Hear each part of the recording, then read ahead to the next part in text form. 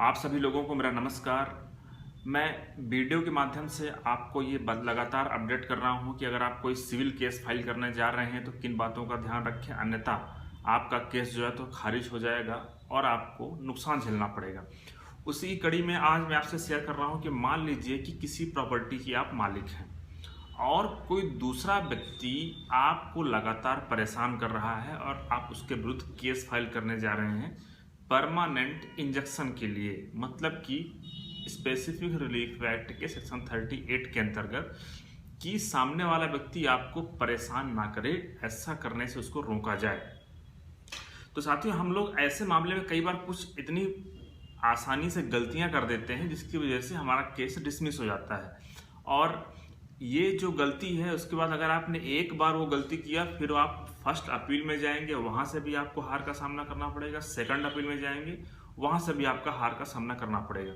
तो साथियों, आप जब भी परमानेंट इंजेक्शन के लिए केस फाइल करें, परमानेंट इंजेक्शन का मतलब होता है कि अगर आपका किसी प्रॉपर्टी पे कब्जा है या फिर कोई प्रॉपर्टी आपके नाम है या फिर आप उसमें लगातार निवास कर रहे हैं, तो आप परमानेंट इंजेक्शन के माध्यम से कोर्ट से ये रिक्वेस्ट कर सकते हैं कि इस व्यक्ति को रोका जाए कि वो मुझे कभी भी परेशान ना करे, मुझे कभी भी डिस्टर्ब ना करे, ऐसा एक आदेश पारित किया जाए। तो हम लोग क्या करते हैं कि ऐसी कंडीशन में जहाँ पे आपको कोई परेशान कर रहा है, आपको कोई डिस्टर्ब कर रहा है, तो परमानेंट इंजेक्शन का केस फाइल करते हैं। अब साथियों, गलती क्या होती है कि हमने केवल परमानेंट इंजेक्शन के लिए केस फाइल कर दिया सेक्शन 38 स्पेसिफिक रिलीफ एक्ट के अंतर्गत, लेकिन समस्या ये है कि अगर मान लीजिए कि आपका जो टाइटल है वो भी डिस्प्यूटेड हो गया है।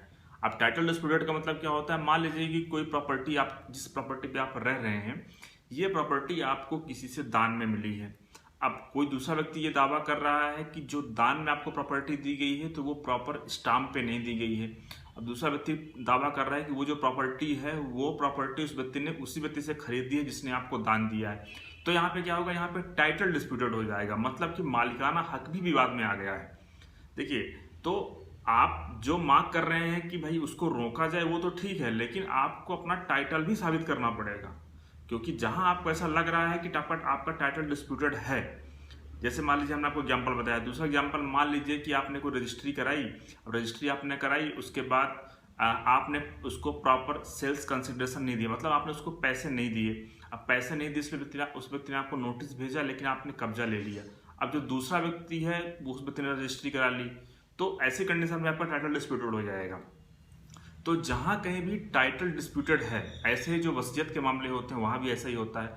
तो जहां कहीं भी आपको ऐसा लग रहा है कि आप जैसे ही केस लगाने जाएंगे, सामने वाला व्यक्ति ये केस फाइल कर देगा कि आप इस प्रॉपर्टी के मालिक हैं ही नहीं, तो वहां पे आपको कोर्ट से एक रिलीफ और मांगनी पड़ेगी, वो है डिक्लेरेशन के लिए। अगर आपने डिक्लेरेशन की रिलीफ नहीं मांगी तो समझ लीजिए आपका केस डिसमिस हो जाएगा। फिर आप सुप्रीम कोर्ट जाएंगे तो भी आपको कोई मदद मिलने वाली नहीं है। इस संदर्भ में सुप्रीम कोर्ट का एक लैंडमार्क जजमेंट था 2008 का, ये आप स्क्रीन पे देखिएगा।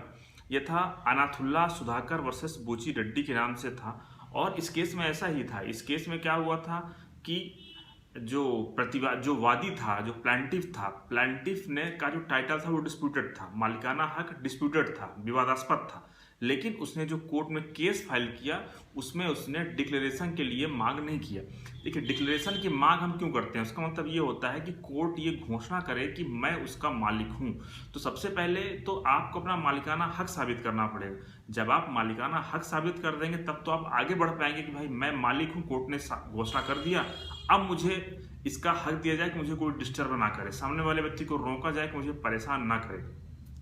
तो इस प्रकार से आप जब भी, अगर आपका टाइटल डिस्प्यूटेड है तो आप डिक्लेरेशन के लिए केस जरूर फाइल करें। अगर आप नहीं फाइल करेंगे तो आपका केस डिसमिस हो जाएगा, जैसा कि सुप्रीम कोर्ट ने इस मामले में बताया था। इस तरह के हमने ढेर सारे मामले देखे हैं जहां पे डिक्लेरेशन की मांग पार्टी नहीं करती है और डायरेक्टली वो सूट फाइल कर देते हैं परमानेंट इंजेक्शन के लिए, तो वहां पे उनका जो केस है वो डिसमिस हो जाता है। धन्यवाद।